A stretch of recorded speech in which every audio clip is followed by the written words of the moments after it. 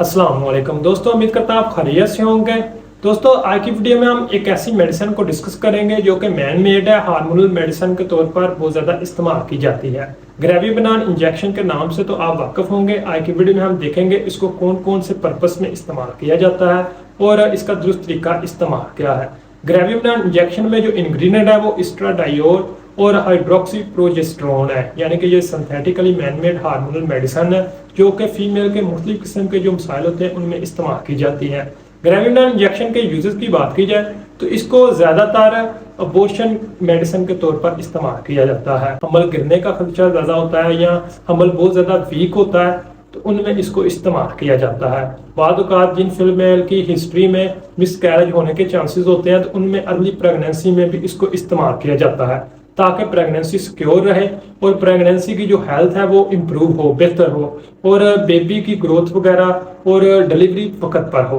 इसी तरह ग्रेविबनान इंजेक्शन को प्री मैच्योर डिलीवरी में भी इस्तेमाल किया जाता है। बाद औक़ात कुछ फीमेल में वक्त से पहले डिलीवरी होने का खदशा होता है तो ऐसे केसेस में भी हम इसको इस्तेमाल करवा सकते हैं। जिन फीमेल में वक्त से पहले डिलीवरी होती है उनमें बच्चों की ग्रोथ वगैरह पर भी इफेक्ट आने के चांसेस होते हैं तो उससे बचाव के लिए भी हम इसको इस्तेमाल करवाते हैं। इसी तरह ग्रेविबनान इंजेक्शन को जिन फीमेल के इरेगुलर पीरियड्स वगैरह होते हैं उनमें भी इस्तेमाल किया जाता है। इसमें मौजूद प्रोजेस्टेरोन जो कि बॉडी में अगर कम या ज्यादा हो तो मुख्तलिफ किस्म की प्रॉब्लम आने के चांसेस होते हैं। तो बाद औक़ात ओरली मेडिसिन के साथ इंट्रामस्कुलर इंजेक्शन भी प्रेस्क्राइब किए जाते हैं ताकि पीरियड वगैरह की जो कंप्लेंट्स हैं उनको सॉल्व किया जाए। इसी तरह इसको PMS की डिजीज में भी इस्तेमाल किया जाता है।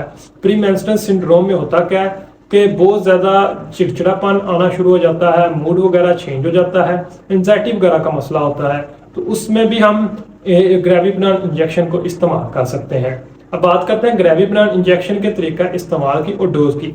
ग्रेविबनान इंजेक्शन जो कि दो तरह की फॉर्म्स में ज़्यादातर पाया जाता है, 1 ml और 2 ml।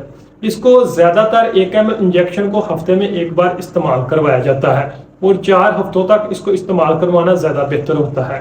लेकिन कुछ केसेस में इसके 2 ml इंजेक्शन को भी हम हफ्ते में एक मरतबा इस्तेमाल करवाते हैं, लेकिन ज्यादातर इसको 2 ml के इंजेक्शन को 15 दिनों बाद भी इस्तेमाल किया जा सकता है, यानी कि दो तरह से इसकी डोज को एडजस्ट कर सकते हैं। एक में हम 1 ml को हफ्ते में एक मरतबा इस्तेमाल कर सकते हैं और दूसरी तरह 2 ml को 15 दिन में एक मरतबा इस्तेमाल कर सकते हैं। लेकिन ये तमाम डिपेंड करता है पेशेंट की डिटेल और डॉक्टर के फैसले पर। तो इसको ज़्यादातर प्रेगनेंसी के चौथे और 5वें महीने में ही इस्तेमाल करवाया जाता है, लेकिन बाद औक़ात इसको इससे पहले और बाद में भी इस्तेमाल किया जा सकता है। ये तमाम डिपेंड करता है डॉक्टर पर ही।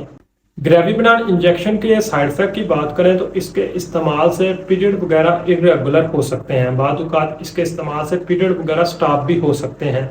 इसी तरह यूट्रस में क्रैम्प बनना शुरू हो जाते हैं और इसके इस्तेमाल से यूरिन का कलर डार्क हो सकता है, चेस्ट में पेन वगैरह महसूस हो सकती है।